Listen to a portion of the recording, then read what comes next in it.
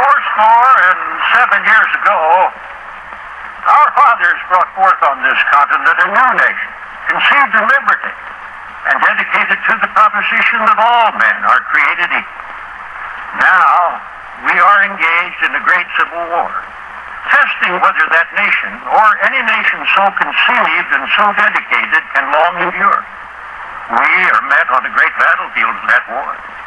We have come to dedicate a portion of that field as a final resting place for those who here gave their lives that that nation might live. It is altogether fitting and proper that we should do this. But in a larger sense, we cannot dedicate. We cannot consecrate. We cannot hallow this ground. The brave men, living and dead, who struggled here, have consecrated it far above our poor power to add or detract. The world will little note nor long remember what was saved here, but it can never forget what they did here.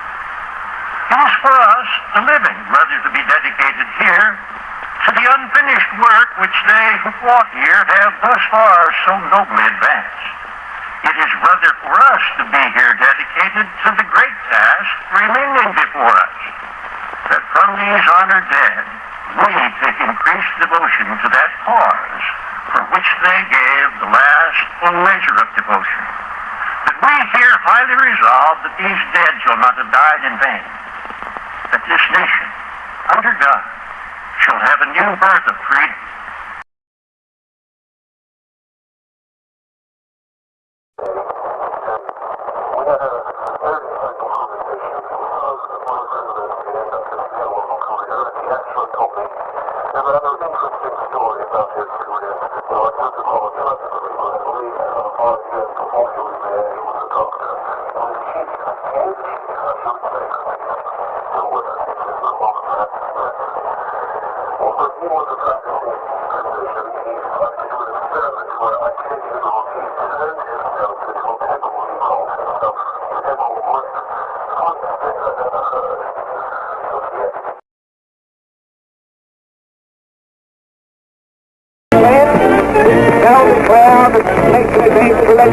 On every question, without waiting for the aid or consent of any other nation on earth.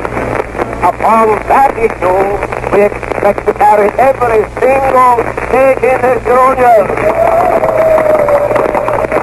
I shall not slander the fair state of Massachusetts nor the state of New York by saying that the people of those states will declare our helpless impotency as a nation to attend to our own business. It is the issue of 1776 over again. Our ancestors, when but 3 million, had the courage to declare their political independence of every other nation upon earth. Now we, their descendants, when we have grown to 70 million, declare that we are less independent than our forefathers? No, my friends, it will never be the judgment of this people. President of the United States, I was present at the first Pan-American Congress in Washington, D.C. Believe that with God's help, our two countries shall continue to live side by side in peace and prosperity. Benjamin Harrison. My fellow citizens, recent events have imposed upon the patriotic people of this country a responsibility and a duty greater than that of any since the Civil War. Then it was a struggle to preserve the government of the United States. Now it is a struggle to preserve the financial honor of the government. Our breed embraces an honest dollar, an untarnished national credit, adequate revenues for the uses of the government, protection to labor and industry, preservation of the home market, and reciprocity which will extend our foreign market. The great fundamental issue now before our people can be stated. It is, are the American people fit to govern themselves, to rule themselves, to control themselves. I believe they are. My opponents do not. I believe in the right of the people to rule. I believe that the majority of the plain people of the United States will, day in and day out, make fewer mistakes in governing themselves than any smaller class or body of men, no matter what their training, will make in trying to govern them. I believe again that the American people are as a whole capable of self-control and of learning by their mistakes. Our opponents pay lip loyalty to this doctrine, but they show their real beliefs by the way in which they champion every device to make the nominal rule of the people a sham.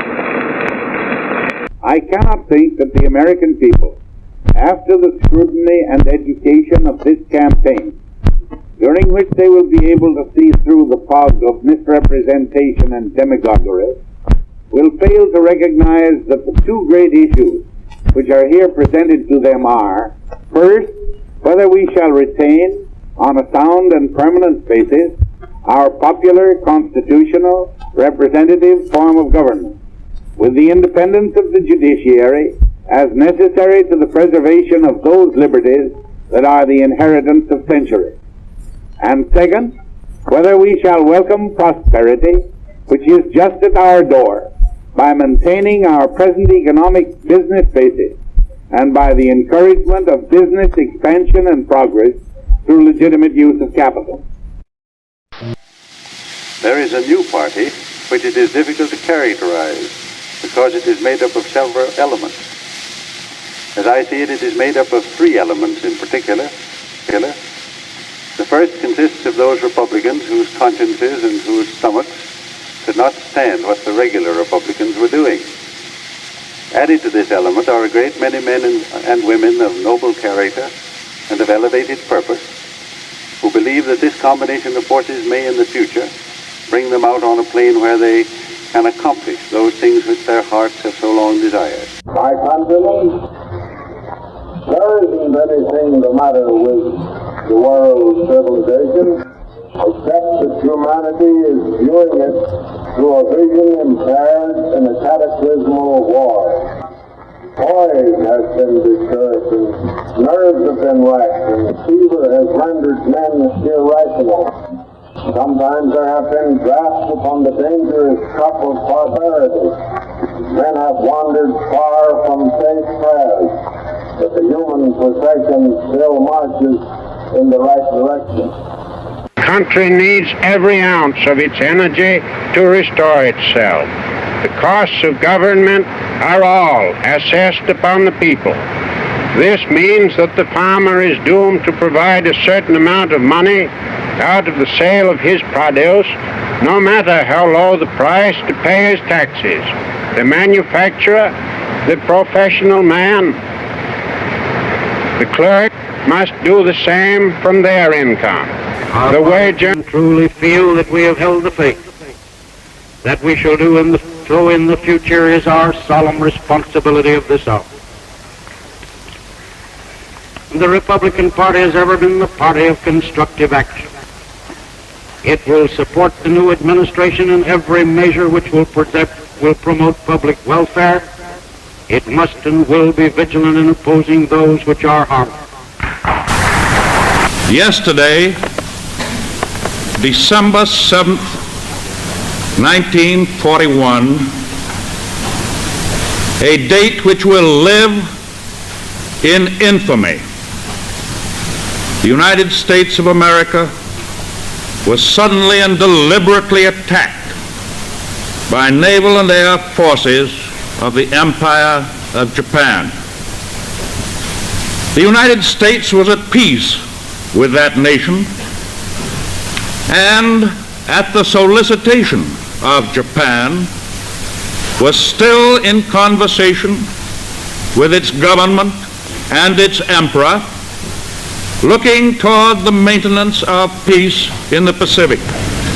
A short time ago, an American airplane dropped one bomb on Hiroshima and destroyed its usefulness to the enemy. That bomb has more power than 20,000 tons of TNT.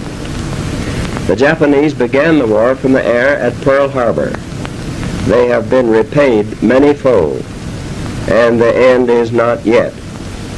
With this bomb, we have now added a new and revolutionary increase in destruction to supplement the growing power of our armed forces. In the councils of government, we must guard against the acquisition of unwarranted influence, whether sought or unsought, by the military-industrial complex. The potential for the disastrous rise of misplaced power exists and will persist. We must never let the weight of this combination endanger our liberties or democratic processes. But why, some say, the moon? Why choose this as our goal? And they may well ask, why climb the highest mountain? Why, 35 years ago, fly the Atlantic? Why does Rice play Texas? We choose to go to the moon. We choose to go to the moon.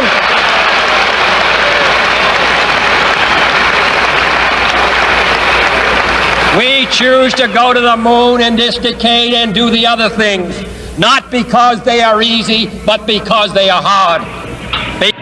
There are poor to be lifted up, and there are cities to be built, and there's a world to be helped. Yet, we do what we must. I am hopeful, and I will try with best I can with everything I've got to end this battle and to return our sons to their desires. Yet, as long as others will challenge America's security and test the dearness of our beliefs with fire and steel, then we must stand or see the promise of 2 centuries tremble. And I want to say this to the television audience. I made my mistakes, but in all of my years of public life, I have never profited from public service. I've earned every cent. And in all of my years of public life, I have never obstructed justice. And I think, too, that I can say that in my years of public life, that I welcome this kind of examination, because people have got to know whether or not their president is a crook. Well, I'm not a crook. I've earned everything I've got. My fellow Americans, our long national nightmare is over. Our Constitution works. Our great republic is a government of laws and not of men. Here, the people rule. But there is a higher power. By whatever name, we honor him, who ordains not only righteousness but love, not only justice but mercy. As you know, there is a growing disrespect for government, and for churches, and for schools, the news media, and other institutions. This is not a message of happiness or reassurance, but it is the truth, and it is a warning. Changing it. We welcome change and openness, for we believe that freedom and security go together, that the advance of human liberty can only strengthen the cause of world peace. There is one sign the Soviets can make that would be unmistakable, that would advance dramatically the cause of freedom and peace. General Secretary Gorbachev, if you seek peace, if you seek prosperity for the Soviet Union and Eastern Europe, if you seek liberalization, come here to this gate. Mr. Gorbachev, open this gate.